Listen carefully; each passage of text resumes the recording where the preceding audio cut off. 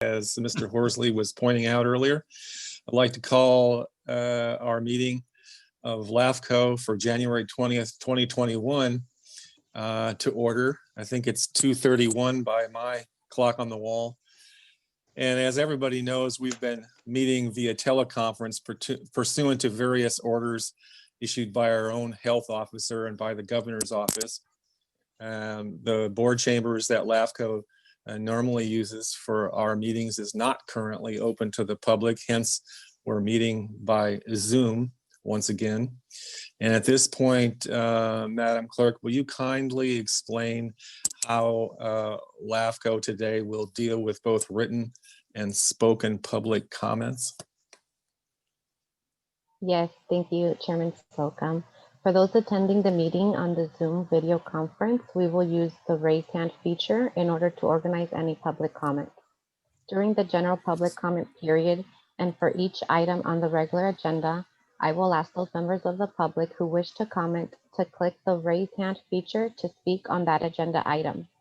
For those joining by phone, please press *9 to indicate your desire to speak.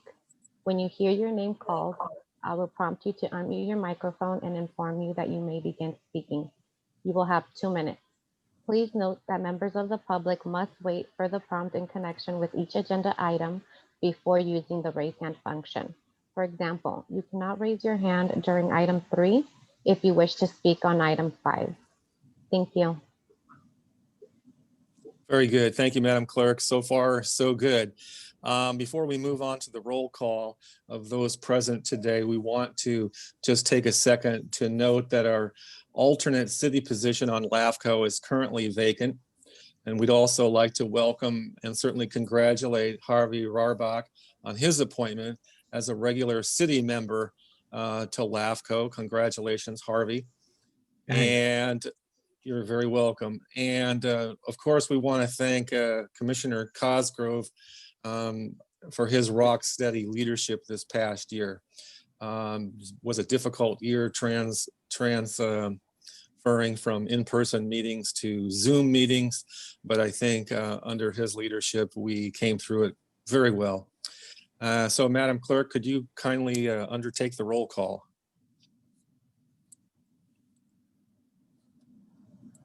You're muted. Yes, and we would like to note that sitting in for Joshua Cosgrove today is alternate member Katie Martin. If I could also say just real quick, got a call from Josh. I was talking to him. His son is very sick, and I'm sure we all wish him and his family a quick recovery for that. Definitely. Yes, thank you. Commissioner Martin? Here. Commissioner Draper? Here. Commissioner Horsley? Here. Commissioner Lohman? Here. Commissioner Warbeck? Here. Vice Chair O'Neill? Here. Chairman Slocum? Here. Thank you. And present is also staff Marta Payatos, Rob Bartoli, Timothy Fox, and Janice Lujan. Thank you. Very good. Thank you. Let's move now to item number 2, which is our consent agenda. There's 2 items, A and B, under item 2. Item A is approval of action minutes from our November 18th, 2020 meeting. And item B is LAFCo file number 20-09, which is a proposed annexation of 4 Navajo Place, Portola Valley, to the West Bay Sanitary District. Move approval of the consent calendar. Second.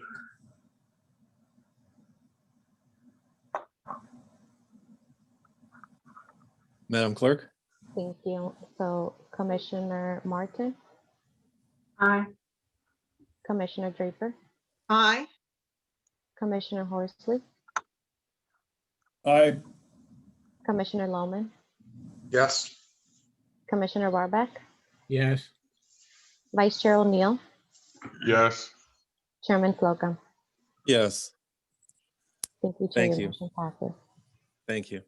Item number 3 on our agenda is our public comment for items not on the agenda. And Madam Clerk, did we receive any written comments or do we have hands raised to speak under public comment? Thank you, Chairman. We did not receive any written comments for items not on the agenda, and we can just give members of the public a few seconds, but at the moment, we do not have any hands raised.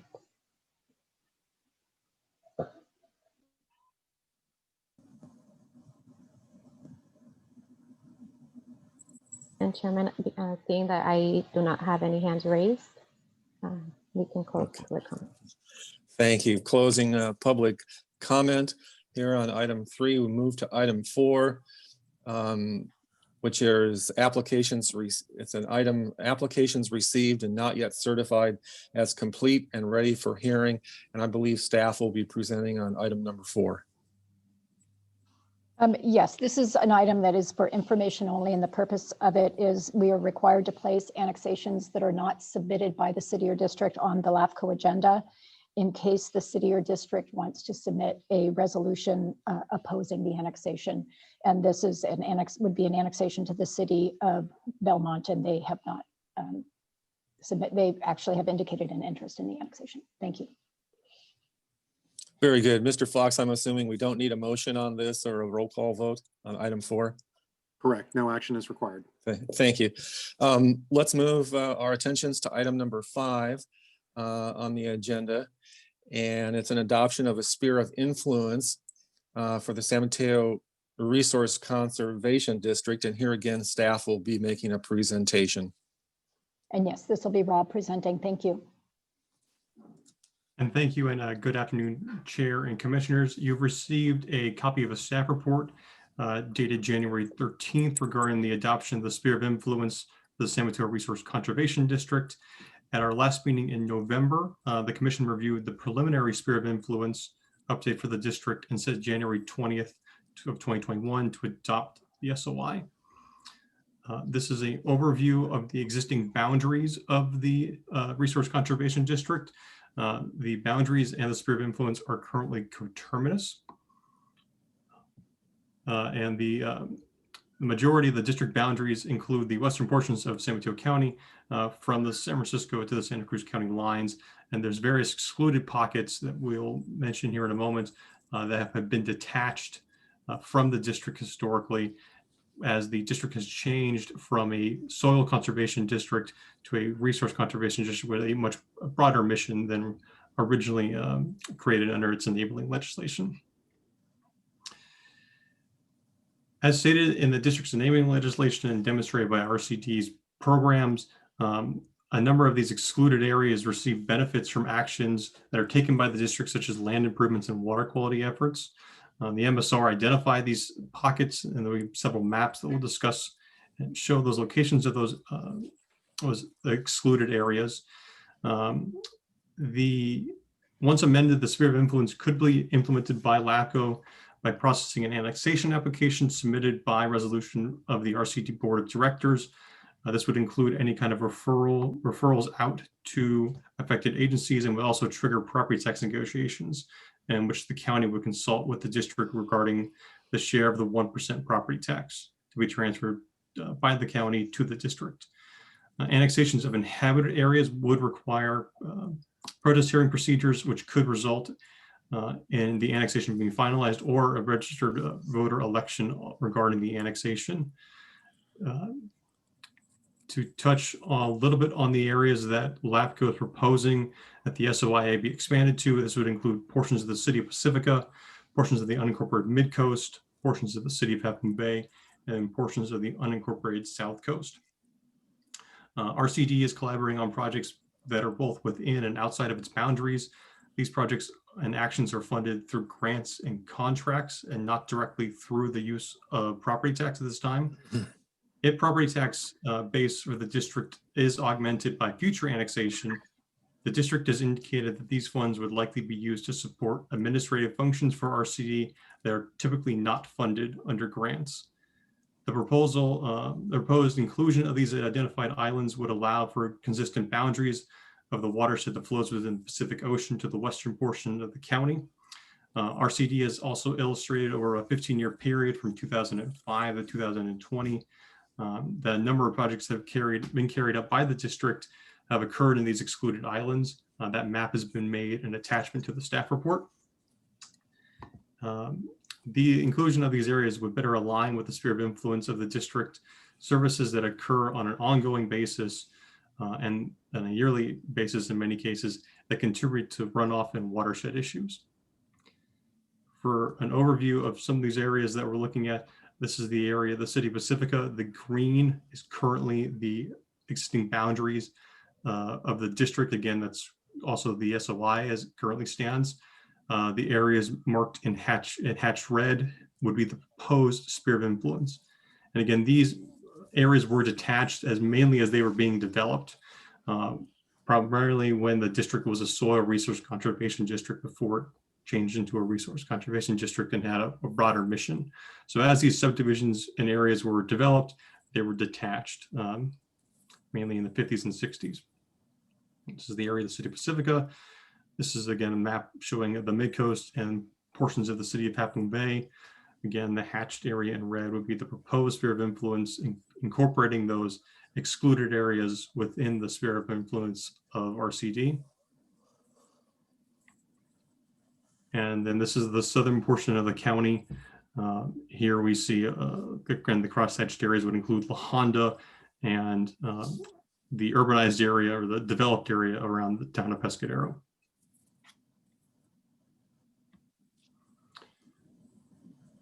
RCD has also requested that the sphere of influence of the district be expanded beyond what LAFCo staff has currently proposed.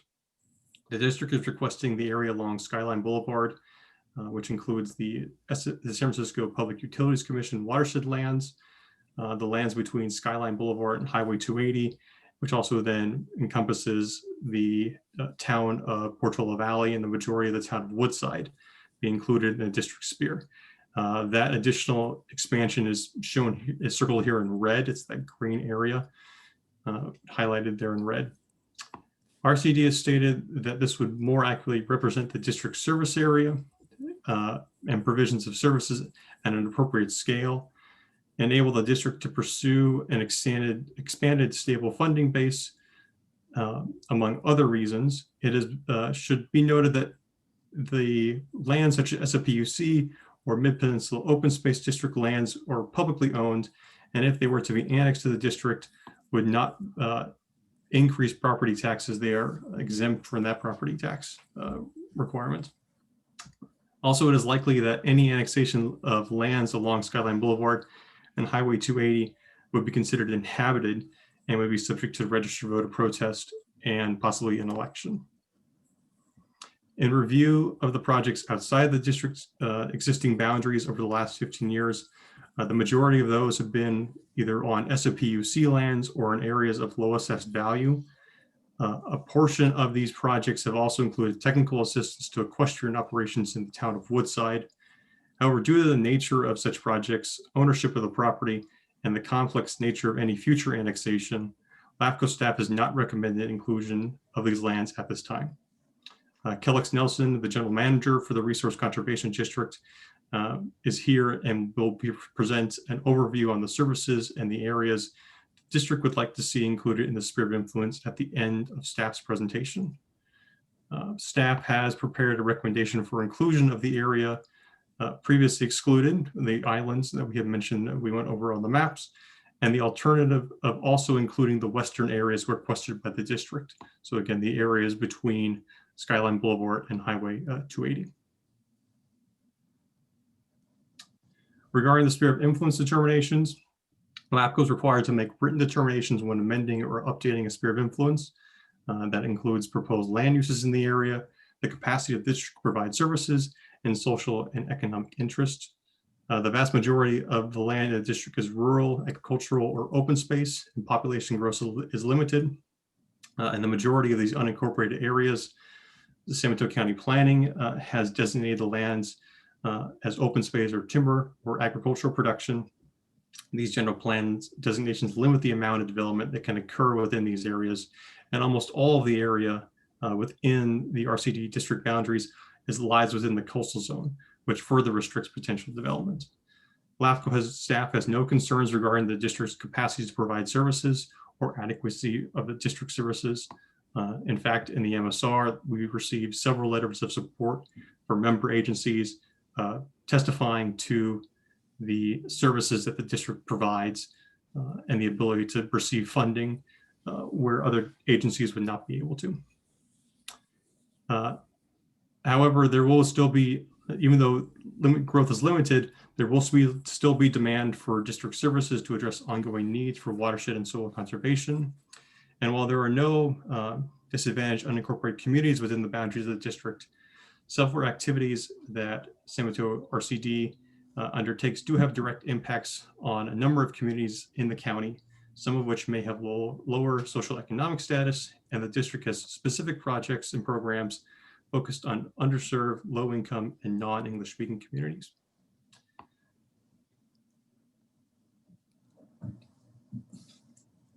So with that, the recommendations for the commission is to open the public hearing and accept public comment on the sphere of influence for RCD, adopt the recommended sphere of influence determinations for the San Mateo Resource Conservation District, adopt the updated sphere of influence for the San Mateo Resource Conservation District as proposed by district staff, or sorry, by LAFCo staff, or the alternative recommendation is to adopt the updated sphere of influence for San Mateo RCD with the additional territory as proposed by the district.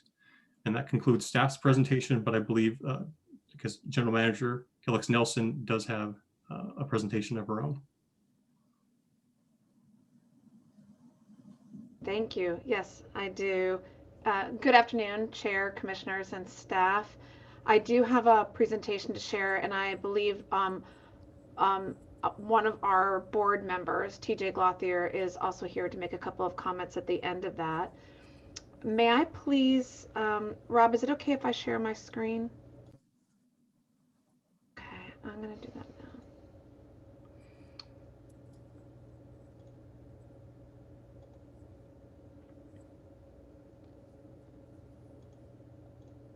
Thank you. Are you all able to, is it showing up at an appropriate size and everything? Okay, I see some head nodding. Okay, thanks. So I just want to take a moment just to run through a little bit again about what the RCD does and where we fit uniquely in the context of this proposed sphere of influence. So the RCD is a very boots on the ground agency, and we use very diverse tools and are nimble in delivering services. This includes technical assistance, project implementation, a trusted broker bringing in resources and working across jurisdictions. We do outreach and education, and we provide financial assistance. We bring grants to others. A lot of our budget is passed through to direct beneficiaries of our services. So the RCD's unique role in this sort of conservation landscape is that we are the only entity that was created in statute for the purpose of helping people help the land, not for a particular outcome, but specifically to help people best manage their natural resources. The RCD is the only entity in the county, public or private, that exists in statute for that purpose. And we work as a neutral party with constituents on a voluntary basis, aiming for win-win solutions. RCDs were designed to evolve with changing needs, and you see changed boundaries over time reflecting that. The needs, bring up some maps shortly about what the needs are now and in the foreseeable future. We serve as local hubs for conservation and a liaison across diverse agencies, working across jurisdictions and boundaries to accomplish pressing priorities at scale, the appropriate scale. A little bit about our funding. This was in the memo that we prepared that that Rob attached, or LAFCo staff attached to their report. I think it's noteworthy that the bang for the buck that taxpayers in this county get for having a conservation district. Last year, the last fiscal year, for every dollar of property taxes, we leveraged $149 in funding that went to services for these constituents. And when you look at the funding for the services themselves, the direct services to constituents, none of the property tax dollars that we receive have gone to directly to direct services. It's gone to helping us administer the conservation district. And you'll see that the vast majority is state and federal funds that we have brought into this county from outside the county, just by virtue of a conservation district existing here. And this does not include the many millions of dollars brought in through our partnership with the USDA, which is an agency that exists in partnership with us in our office in Half Moon Bay. And as I mentioned, the vast majority of the funding coming through us goes straight out the door to direct services. This is a pretty extraordinary ratio, as many of you may know. So we're not a government bureaucracy heavy organization. However, we also lack the stability to be able to provide certain ongoing services without a more stable funding base. And the administrative shortcomings that we have are directly related to the fact that our funds do not enable us to provide some of those services. Our priorities, as we've mentioned in previous presentations, are focused on wildlife, water resources, climate mitigation, agriculture, and wildfire and forest health. Our reasons for updating the sphere of influence first has to do with accuracy, really representing what the RCD actually is, where it already really does provide services, and where those benefits actually accrue. Some of our reasons have to do with resources. It facilitates our ability to bring in grants and contracts and other resources to these areas if they are within our sphere of influence. Another is scale. The natural resource threats that we are addressing, climate change, catastrophic wildfire, endangered species, etc., those occur at a scale that is different from our current boundaries and need to include, for example, whole watersheds in areas where fire would travel, that sort of thing. And also sources of water, headwaters of water supply.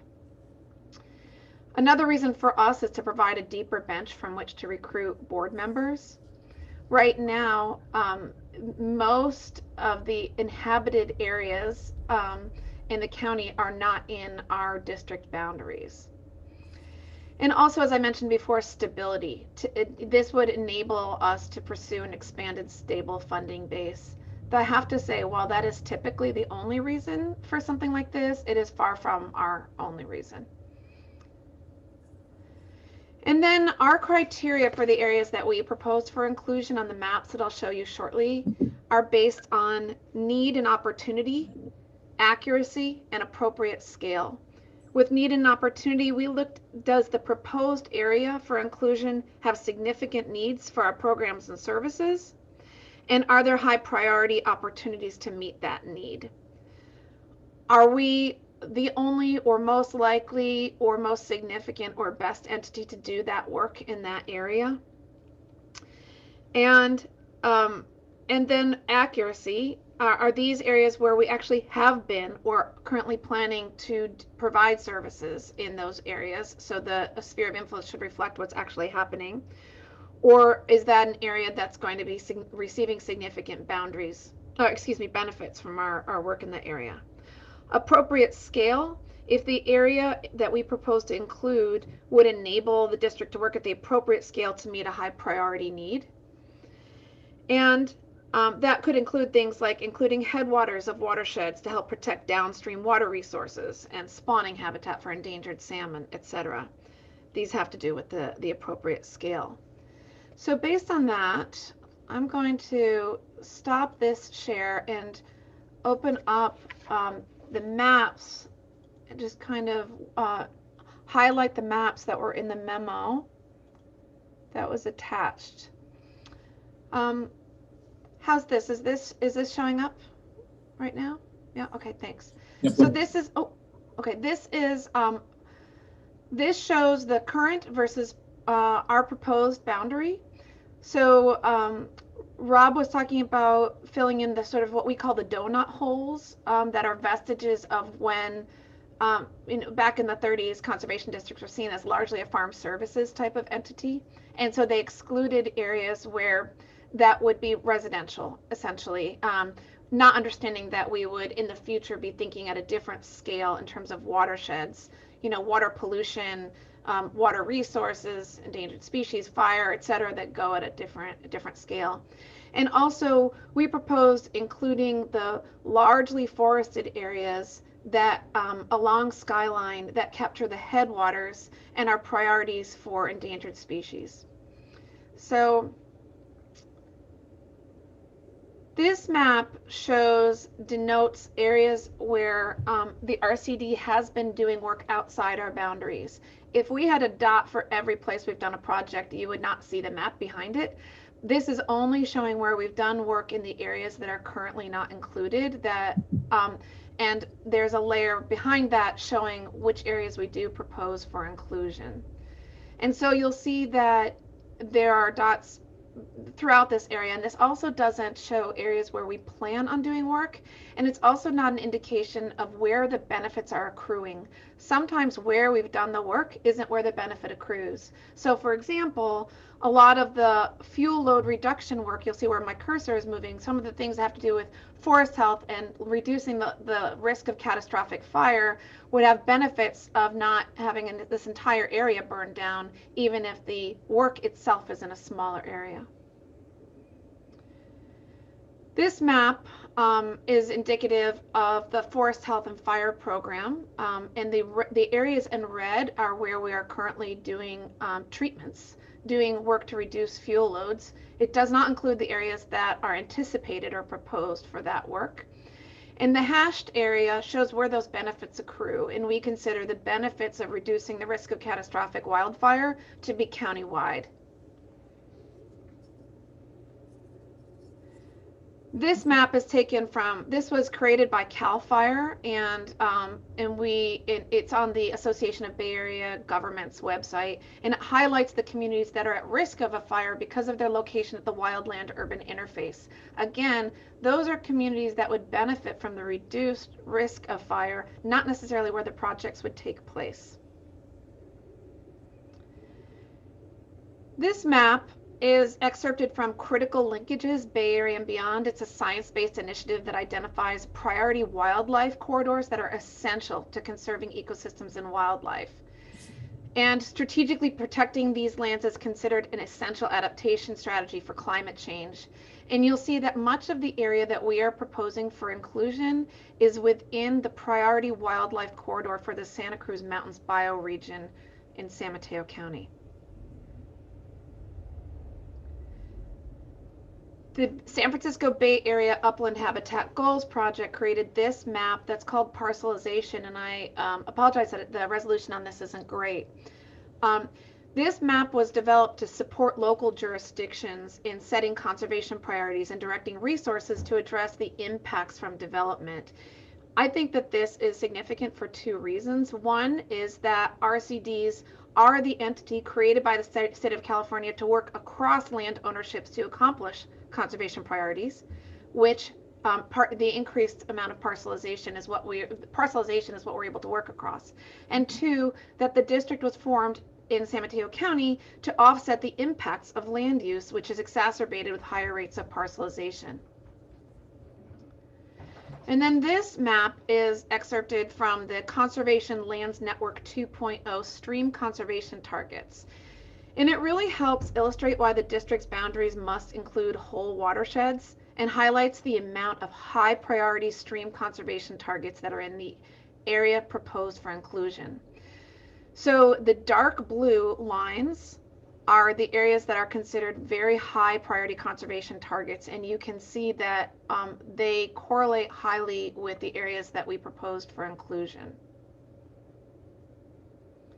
From that same scientific initiative, there's another map that assessed stream valleys and headwater source areas.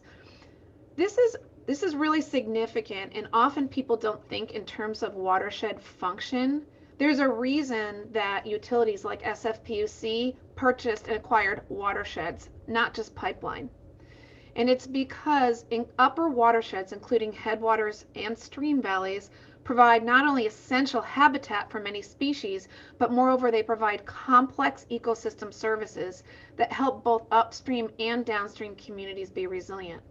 When functioning well, they attenuate flooding, they attenuate drought, they minimize the risk of catastrophic erosion, they protect water resources, both water supply and water quality, and mitigate pollution, and they contribute significantly to local economies. The converse is also true. When you don't work to protect and manage your upper watersheds, you increase the risk of flooding, you increase the risk of localized impacts from drought, you increase catastrophic erosion, etc. And this map demonstrates the almost exact overlay between what the district is proposing as sphere of influence and where those areas exist in San Mateo County. Then this is the final map that we included in our package. This highlights the areas that are designated as critical habitat for key terrestrial species of wildlife that are at risk of extinction. California red-legged frog, San Francisco garter snake, which is endemic to this area. It nearly only exists in San Mateo County. There's a little bit in perhaps San Francisco County. Butterfly species, and that overlays with our current boundaries and the areas proposed for inclusion, and further demonstrate the work that's needed to be done in those areas proposed for inclusion. So I'm going to stop sharing these maps, although I'm happy to open them if there's any questions afterwards. And I think that TJ Glothier, one of our directors, was hoping to make a couple of comments as well. So I'll mute myself.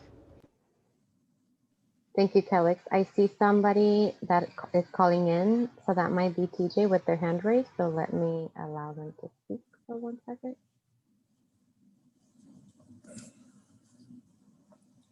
Hello?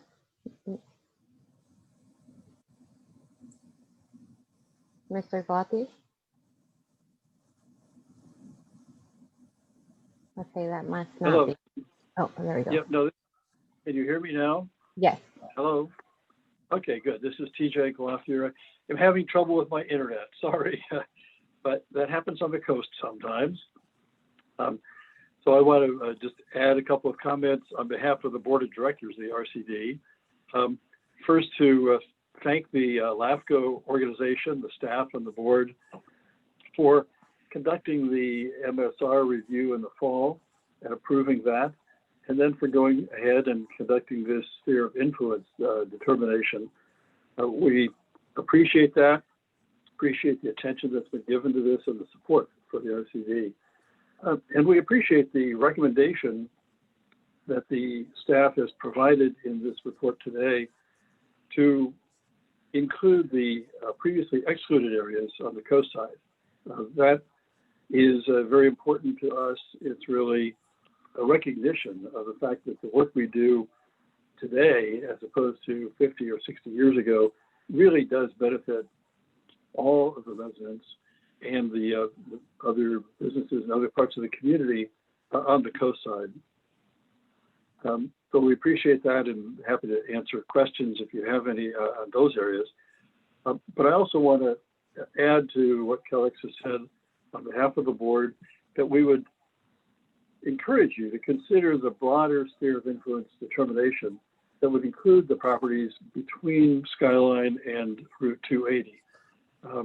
We see that as a reflection of what we're actually doing and the areas that need attention now and increasingly in the future. And it will make it easier for us to work with landowners in those areas. We're not sure at what point we might want to try to consider annexation. We understand that's a complex process, and whether or not we actually annex those properties on that west side, we would like to see the sphere of influence match that or include that as a recognition of the areas that are impacted by and benefit from our work, and will help us as we deal with those communities. So we'd be happy to answer questions. I'll turn it back to the chair here. Thank you.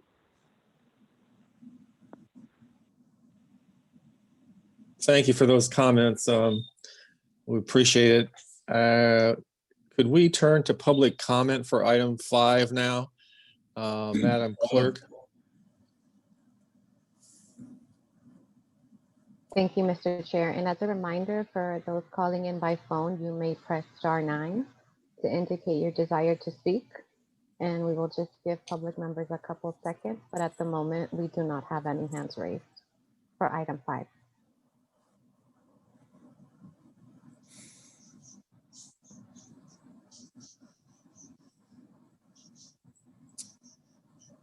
Yeah, Mr. Chairman, we do not have any hands raised for this item. Okay, thank you, Madam Clerk. We'll close the public comment now for item 5.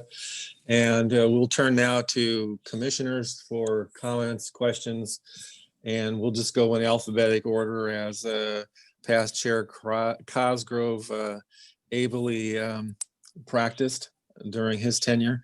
So turn to Commissioner Draper first. Thank you. I really enjoyed this, the work and the evaluation that was done for this organization. I really learned a lot. And I am in favor of adopting the updated sphere of influence as the Resource Conservation District proposes, which includes additional territory. And the reason is that the thinking of how conservation works and how systems works have just evolved over the last decade. And so they talked about the headwaters, they talked about how fires are originating and spreading. And it's really important that we get the whole of those areas in having an opportunity to work with technical assistance. And so as I said, I'd be in favor of the sphere of influence expanding as the district proposes. That ends my comments. I have no question. Thank you, Commissioner Draper. Commissioner Horsley. Thank you, Chair Slocum. I am very familiar with the work of the RCD from, my best, I think, from 10 years of being on the Board of Supervisors and being guided by Kellex on a variety of projects in my district, from Pescadero to other parts of the county, and it always up to Princeton. And I think this is an underappreciated, under-resourced agency that does phenomenal good work, and I am supportive of the recommendations to expand the sphere of influence and eventually incorporate those other areas into the Resource Conservation District. Thank you, Commissioner. Commissioner Lohman. I'd like to also back Commissioner Draper's comments about integrating protection for plants, animals, water, and everything as a coordinated effort, and not just having multiple agencies helping out. If we ever get past this virus issue we've got, one of the next major problems for the entire world, and certainly us here, is going to be water conservation and protection of our watersheds. If the RCD can be of a big help on that, that's going to be a super issue for everybody in the county, not just the coast where I live. But I'd be in favor of the expanded program also. Thank you, Commissioner. Commissioner Martin. You're on mute. Commissioner Martin. Coughing fit a minute ago. I didn't want to bother anybody. I agree with Commissioner Draper and Lohman with regard to this.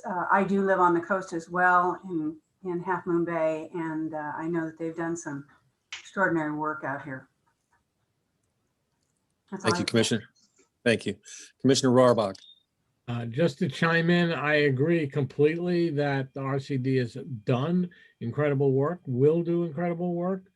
The maps that Kellex presented show how important it is that that area near Skyline, between Skyline and 280, is really essential to dealing with resources in our county. So I'm also in favor of expanding the sphere of influence as proposed by the RCD. Thank you. Thank you, Commissioner. Vice Chair O'Neill. I am for expanding the district and, annexing that part. But I kind of was trying to reread while other people were talking. What exactly is LAFCO staff's issues in terms of not supporting the proposed from the district areas versus just, approving what the Pacifica part, Half Moon Bay part? I don't know if I made myself clear or not. Yes, through the chair. Okay. One of the driving factors was the fact that the majority of the territory is not assessed the 1% property tax, so it wouldn't generate revenue for the district, and the district is able to provide services outside boundaries. I think that there was what we would hang our hat on in the recommendation, though, is what Kellex presented, in particular the watersheds and the other kind of changing needs in terms of resource conservation and climate change. So the primary was the property tax revenue. Okay. I think just based on that, that's something that would be worked out later at some point, I guess, is I would support I think it was item number 4, the recommendations from the district itself. I would support that. Thank you, Commissioner O'Neill. Last but not least, Chair Slocum. I know of the good work that the Conservation District does, and I know how highly that my colleague on the Board of Supervisors, Supervisor Horsley, thinks of the district and thinks of the leadership of its director and the work that its board does.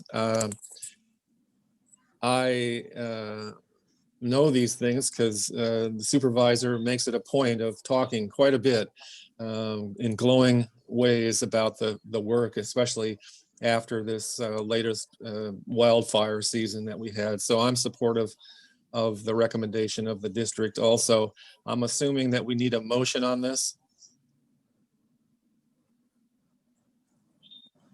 Yes, it would be by resolution, please.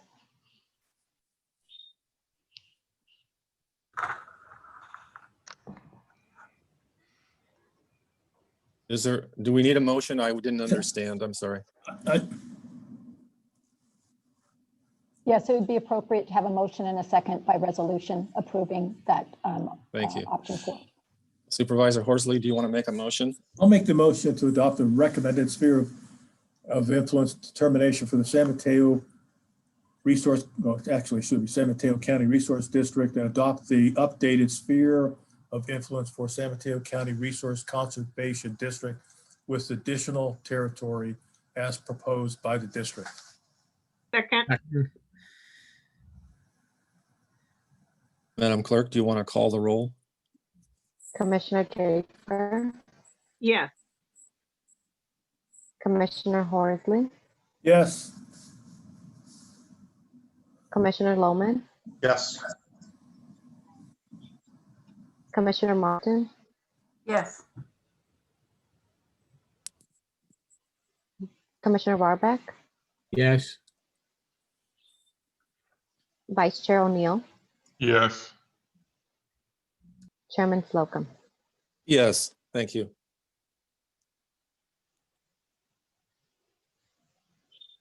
Thank you, Chairman. Your motion passes. Thank you. Thank you to the presenters and thank you to colleagues. Move to item number 6, please, which is an update on potential municipal service review for the East Palo Alto Sanitary District, the West Bay Sanitary District, and the City of East Palo Alto. And we'll begin this item with a staff presentation. Yes, thank you, Chair Slocum and Commissioners. Before I present the January 13th staff report, I'd like to look at a map that gives some background and gives you some perspective on the relationship of the districts with the city. The area in pink shows the City of East Palo Alto's boundaries. The area in green shows the City of Menlo Park's boundaries. The purple dashed line shows East Palo Alto Sanitary District. And the crosshatch, which is kind of subtle, shows the West Bay Sanitary District boundary. So as you can see, the majority of the territory in the city of East Palo Alto is in East Palo Alto Sanitary District. There is a portion of the city of East Palo Alto that is in the boundaries of West Bay Sanitary District. And there's also some territory in the city of Menlo Park that is served by East Palo Alto Sanitary District. The districts are both independent special districts that operate independently with under state law. They're governed by local boards that are elected by voters within the district. East Palo Alto Sanitary District was formed in 1939 and West Bay was formed in 1902. And then the city of East Palo Alto was incorporated in 1983. You received the staff report dated January 13th, which summarizes that at your October meeting, you considered a report regarding a request to initiate LAFCo initiate a municipal service review for East Palo Alto Sanitary District to assess the finances, infrastructure, and governance of the district to better understand the ability of the district to serve new development. Staff recommended that the preparation of the MSR be conditioned upon the developers funding a consultant-prepared MSR so as to not affect the completion of staff-prepared municipal service reviews.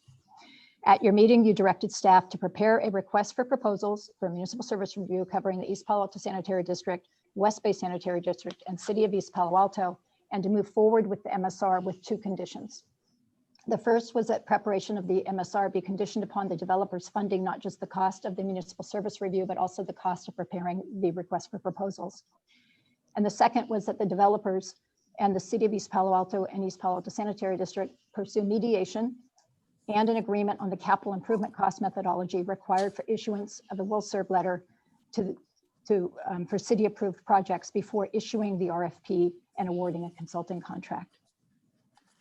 As stated in this January 13th staff report, which included correspondence from both Sobrato Organization and Mid-Penn Housing, the two developers that are currently have approved projects that are seeking will serve letters.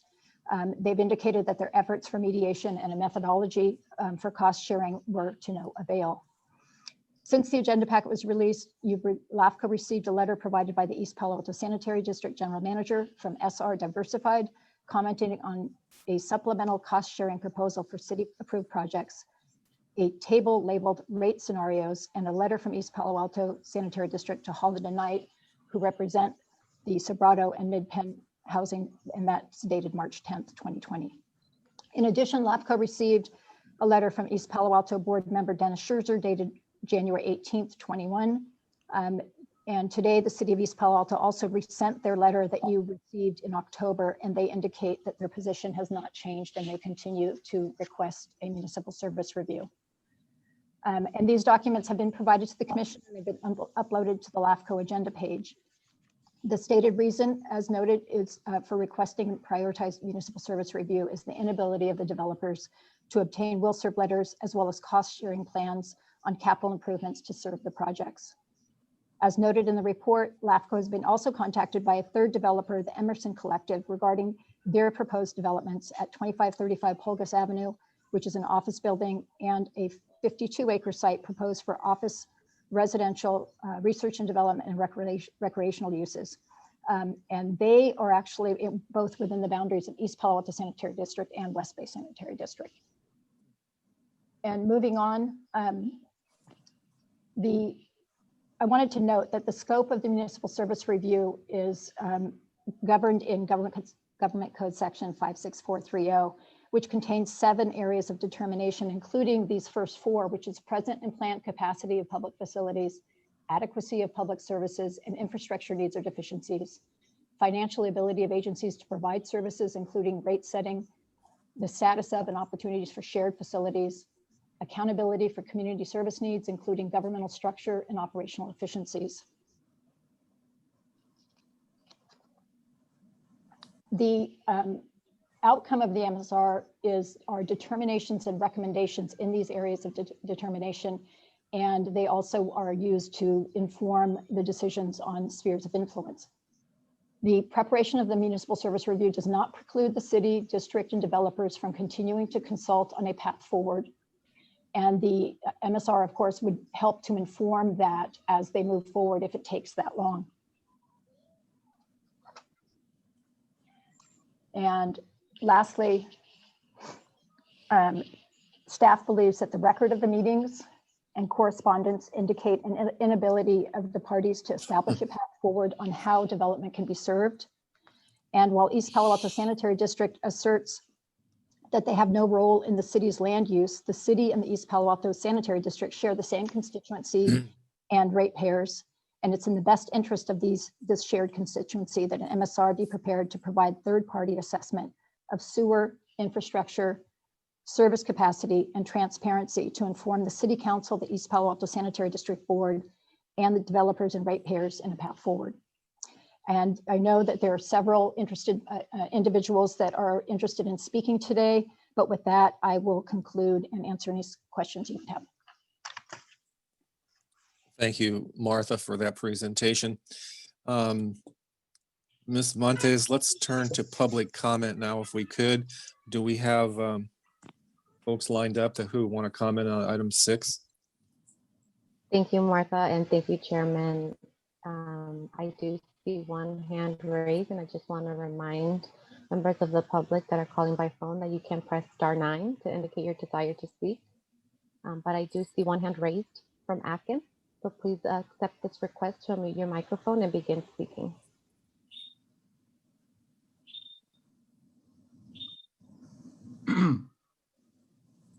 Yeah, thank you,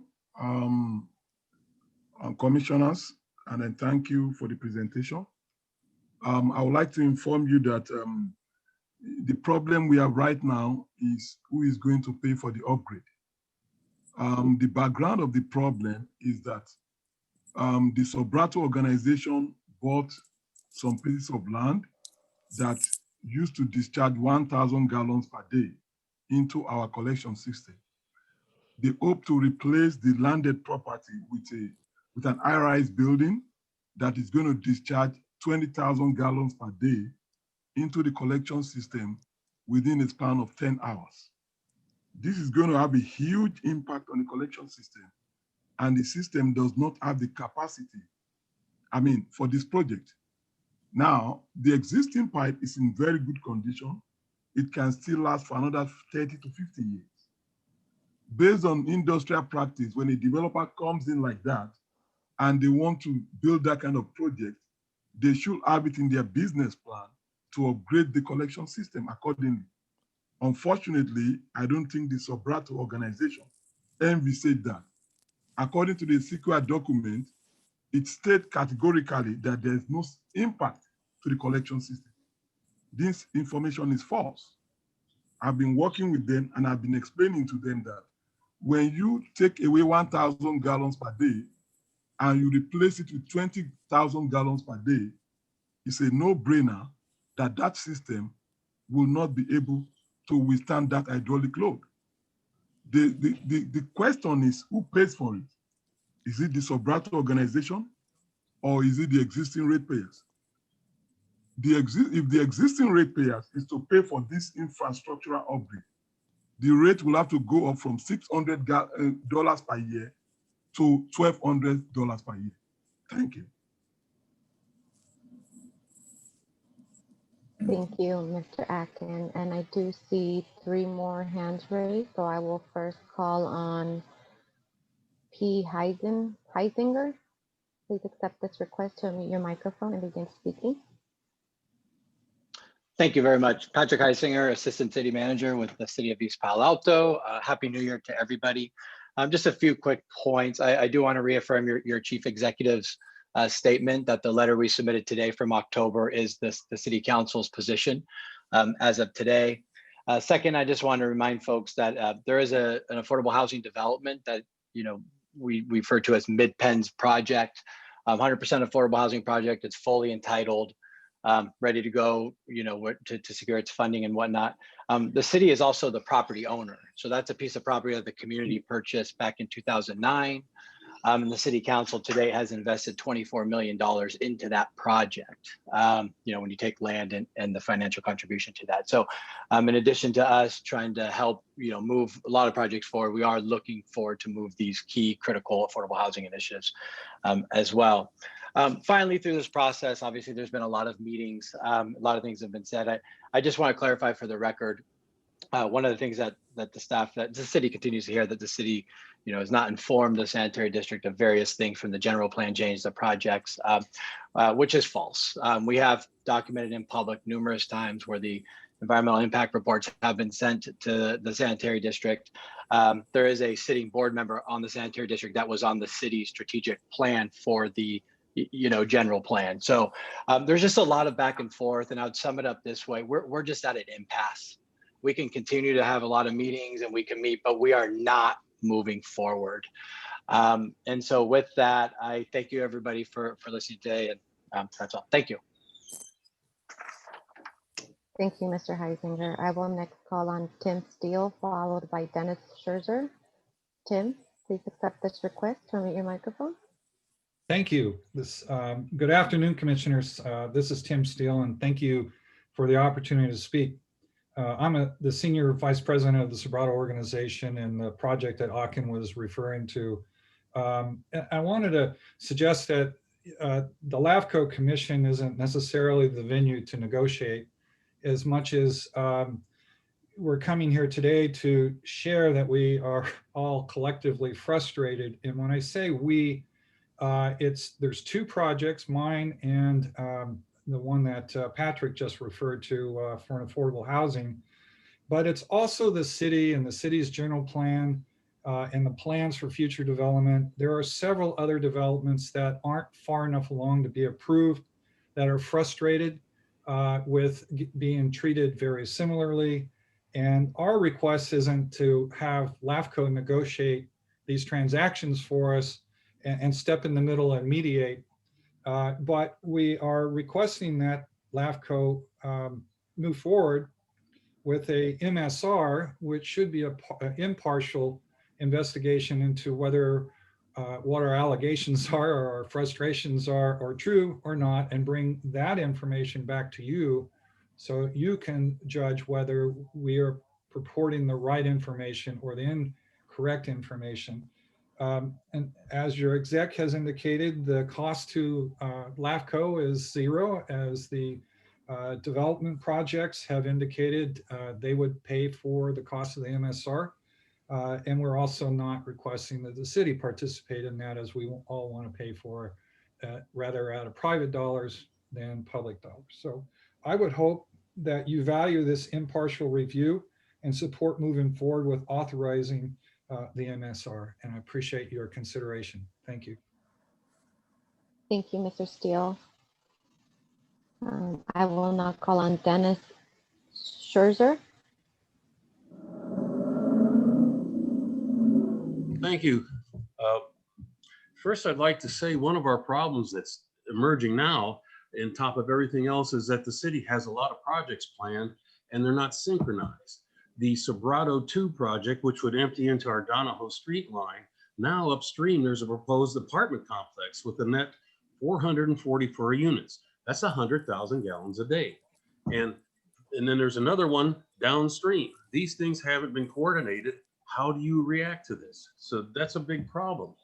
And as far as the EIR coming to us, it probably did, but who's getting paid to produce the EIR? Who's the project manager? And when you don't hear from the sanitary district, why didn't they come over and talk with us? They never did, never made that approach. So their reports were based on a lack of information.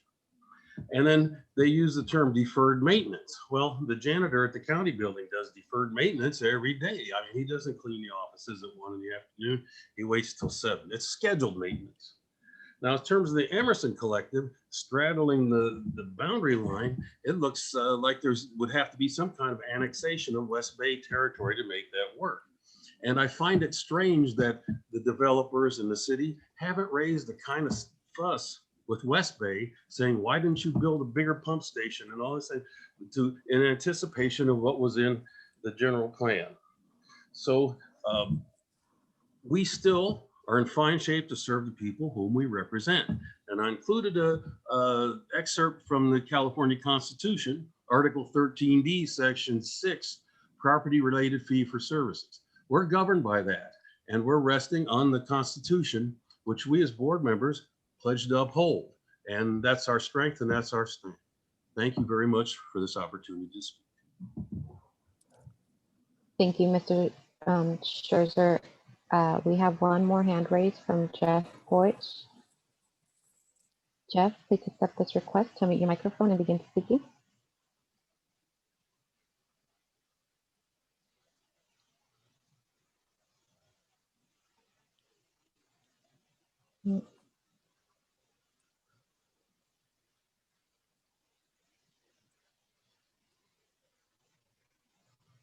I'm sorry, can you hear me now?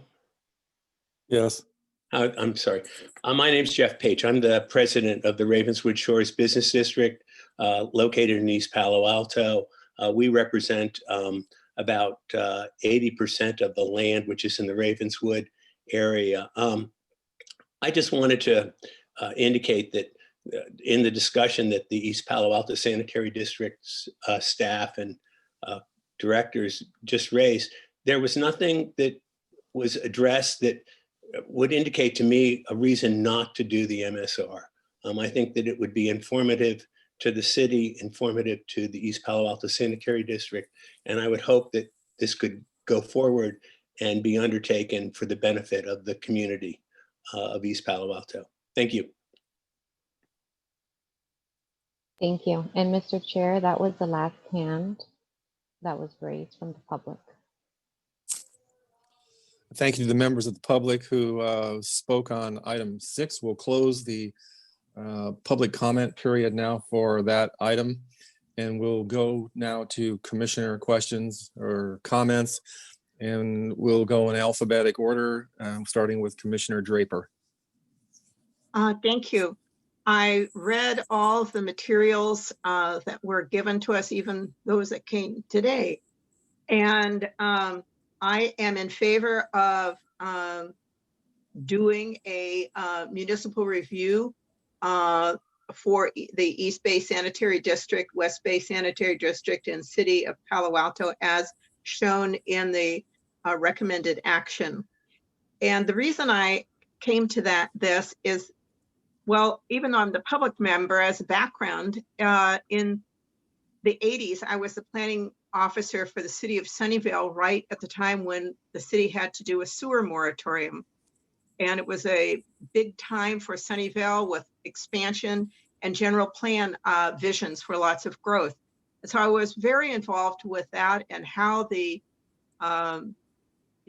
sanitary system had to plan not only for providing for existing people, but also for expansion. And the same restrictions were on the city as did the sanitary district just described.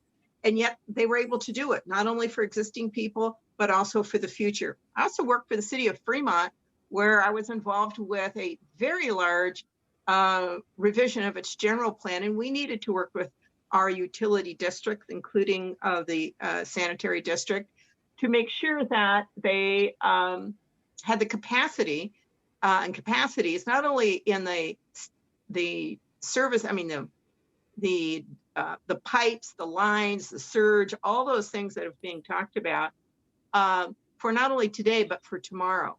And as I was reading all the materials today and yesterday, I started issuing or writing a whole lot of questions because all the information I read just didn't line up with my past experiences. And then I stopped and said, no, this is really what a municipal service review is supposed to do. Instead of going through those questions and trying to understand, I think we should just do a review. And so I come back to, I would be supportive of the staff recommendation shown on page 24 of our packet. Thank you. Thank you. Commissioner Horsley. Well, I just think, first of all, I don't know if Dennis Scherzer is still on the line here, but he and I worked together in 1993, when East Palo Alto had a plague of murders, and he was really helpful and influential at the time. So good to hear from him. I support the idea of the municipal service review. It's pretty clear that there's an impasse between the agencies.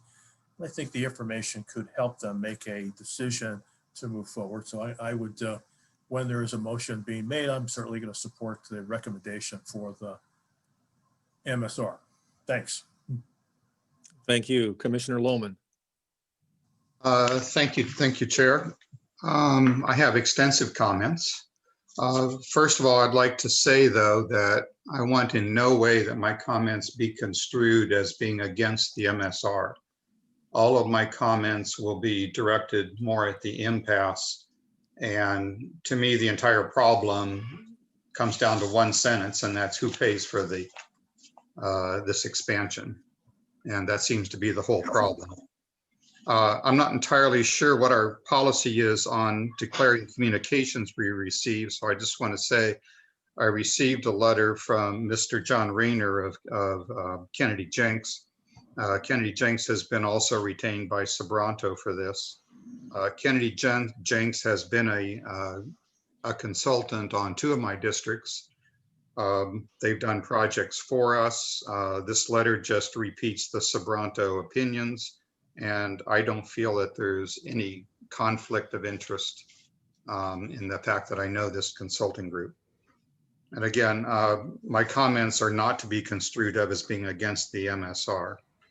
When I first joined our county LAFCo years ago, I was told that although I represented the special districts in our county, I should think and vote as a county citizen. My comments here will be definitely in that vein as a county citizen. I feel that this application and the verbiage I've seen in the discussion is simply an attack on the East Palo Alto Sanitary District. This sets a dangerous precedent for San Mateo County and all of its residents, because all of the residents in this county are served by multiple special districts. I have served on special districts for over 15 years, and not once has a project, commercial or residential, been proposed where the special districts and its current ratepayers are supposed to pick up the infrastructure costs for that project. Not a single one. On this project, the developer and the city of EPA have laid the entire blame for the current impasse on the East Palo Alto Sanitary District.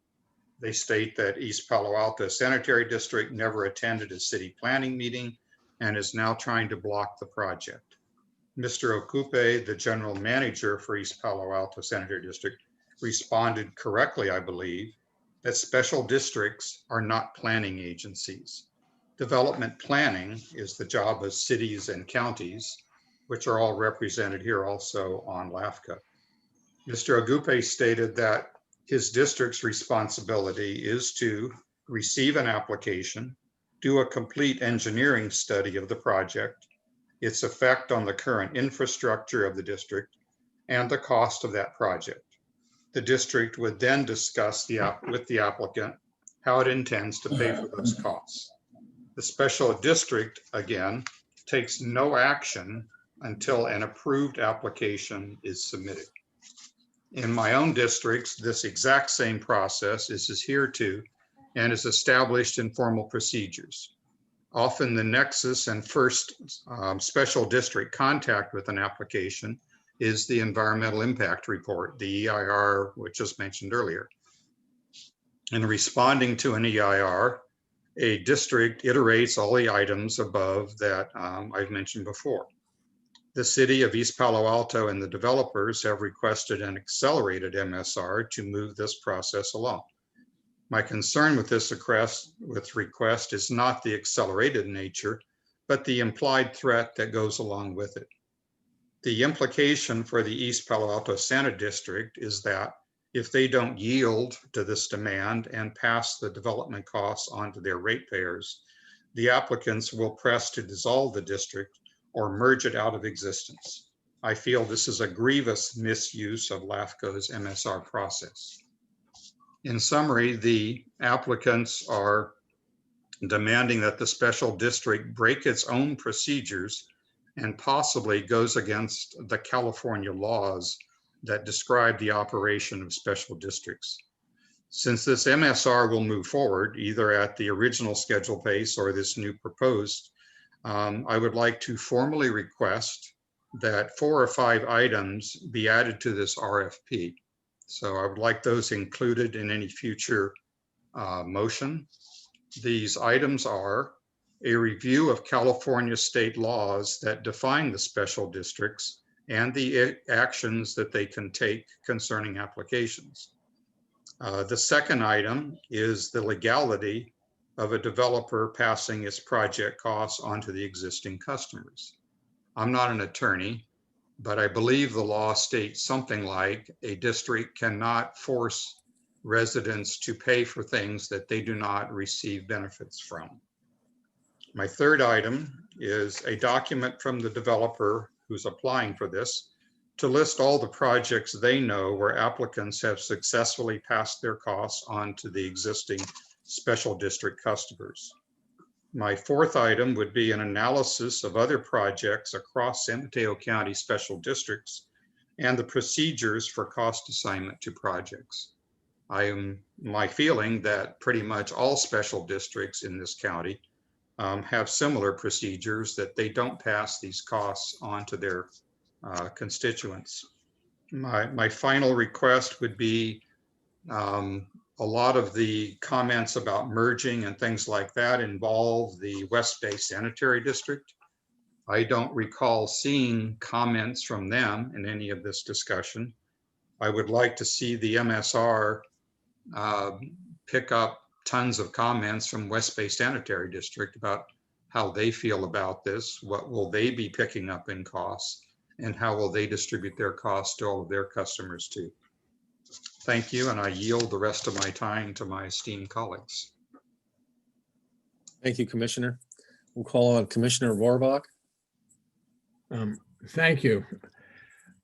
When East Palo Alto was incorporated, the decision to have or not include a sanitary district or a sanitary service narrowly lost. Had it won, I think we wouldn't be here today. The proposal, the staff proposal for an accelerated MSR makes eminent sense.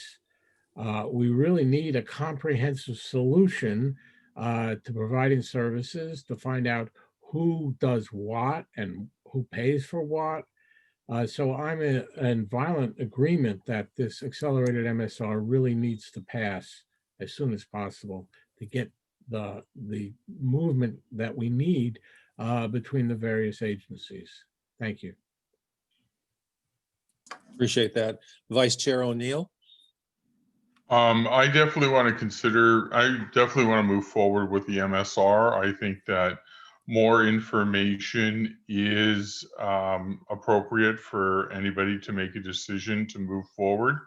So I had spoken to Ms. Pallados earlier today, and she had said that the last MSR was like 11 years ago for the East Palo Alto district, and the whole county has changed in 11 years. And I think, especially in an area such as East Palo Alto that's, has a significant amount of changes potentially happening, that this is inappropriate. In regards to comments by Commissioner Lohman, I definitely support items 1 and 2. I think it would be good to have a non-partial, judgment analysis in there as what does the Constitution say and what is the law. The item 3 he mentioned, I don't think I was that supportive of. And then item 4, I can't really recall right now. I'm sorry. I didn't write it down, but I want to definitely see the MSR move forward one way or the other, with or without the amendments or potential amendments. Thank you, Commissioner O'Neill. Well, like Supervisor Horsley, I've been associated and working in East Palo Alto for well, since basically it's incorporation. And I just feel strongly that, and I agree totally with Commissioner O'Neill's comment about more information would be helpful for everybody. I think that's sort of my bottom line.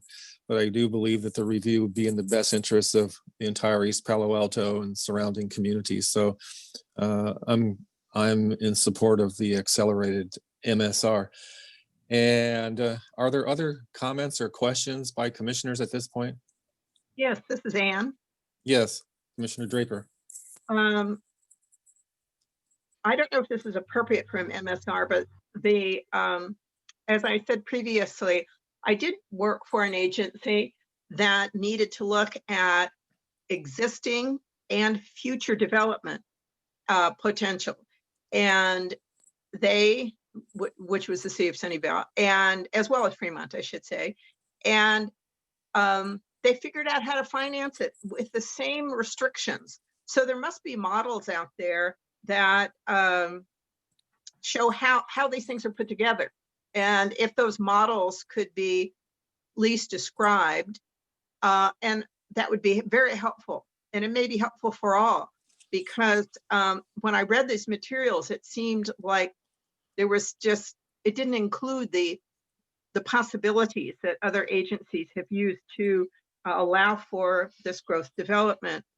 The other thing is that in these agencies that I work for, the sanitary districts didn't sit around and wait until a specific proposal came in. Rather, they had a plan that looked to the future. And I don't know what they're called now. And of course, I worked in those agencies a number of years ago, so the rules may have changed. But if there's information about the future planning that these two sanitary districts have made regarding their future service levels, that would be really important to include for me. That ends my comment. Thanks. Thank you, Commissioner. Are we at a point where a commissioner would care to make a motion on item 6? I'll make the motion, Chair Slocum. I'll make a motion that to direct staff to produce and issue a request for proposal for a municipal service review for East Palo Alto Sanitary District, West Bay Sanitary District, and City of East Palo Alto upon receipt of a deposit in the amount of $2,800. And I would ask, I'm not going to add to the motion, but I would assume that the staff has heard some of the directions from Commissioner Lohman, and that would be certainly something that would be discussed with the potential bidders on this contract.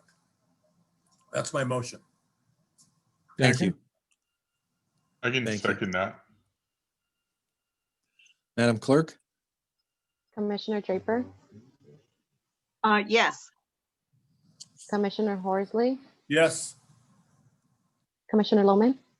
I didn't have an opportunity to quickly possibly just summarize and reduce and simplify my request for a formal addition into the MSR request. I would basically, the main item is to investigate, and however you want to do this, investigate the legal ramifications of this. Second one, based on something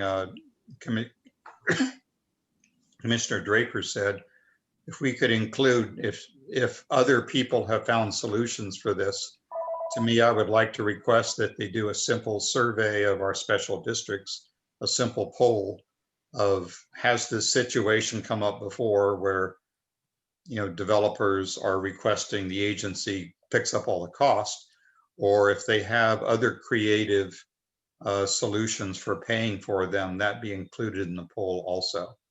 I just think I'd like to see input from all the special districts, since this is a special district problem and is relevant to every person in the county in that point. So I support the advanced MSR, and I will vote yes on that. I would just like to ensure that these questions get into the MSR somehow. Thank you, Commissioner. Commissioner Martin. I can support all of those things. One comment I would like to make is that I I've never considered an MSR as a threat to the operation of a special district, but rather third-party evaluation of how things are being conducted, how the operations are going. But I support it. Yay. Thank you. Commissioner Warbeck? Yes, and I'm not in favor of exploring legality here. I don't think it's relevant. Thank you. Vice Chair O'Neill? Yes. Chairman Slocum? Yes. Your motion passes. Thank you all. We'll move to item number 7 on our agenda now, which is a Legislative and Policy Committee informational update, and this will be presented by staff, of course. Yes, and this will be presented by Mr. Bartoli. Thank you. Thank you, Chair and Commission. Briefly, LAFCo is currently tracking just 3 legislative bills that have been introduced in the early year of the 2021 session, and then also attached to the legislative report are the 2020 legislative summaries from the California State Assembly Local Government Committee and the California State Senate Committee on Government and Finance. Due to the focus on the response to COVID-19, only one bill, AB 3312, affected LAFCOs, and that bill was specific to an annexation with the city of Merced. But I'd be happy to answer any questions if you have any. Very good. Thank you, Mr. Bertoli. Madam Clerk, do we have public comment for this informational item? Thank you, Mr. Chair. I do not see any hands raised for item 7 at the moment. Thank you. Very good. Mr. Bartoli, that was the end of your report, I'm assuming? Yes, I did conclude my report. Yes, thank you very much. Are there any commissioner questions for staff? There being none. Let's see, where are we? We'll move on to item number 8, if we could, which is the commissioner staff reports. And so we'll start with the commissioners if we could. We'll just go back through in order. Commissioner Draper. I have nothing to add. Thanks. Thank you. Commissioner Horsley.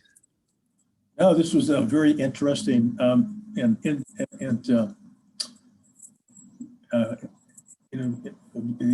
hearing from both the Resource Conservation District and all the things that they do, and listening to East Palo Alto and looking at the conflict between the different districts is really fascinating.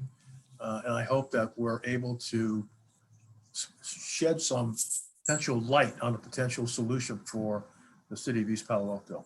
Thank you, Chair. Thank you. Commissioner Lohman. No further comments. Thanks. Thank you. Commissioner Rohrbach. I'm delighted that I'm finally on the commission as a voting member, and I pledge that I will do the best for not just the coast side where I live, but the entire county. So thank you for your support. Thank you, Commissioner. Vice Chair O'Neill. I have no comments. Thank you. And I have no comments as well. And that brings us to item number 9, which is our adjournment. If there's no further business, we'll call this meeting concluded at 3:54 p.m. on January 20th.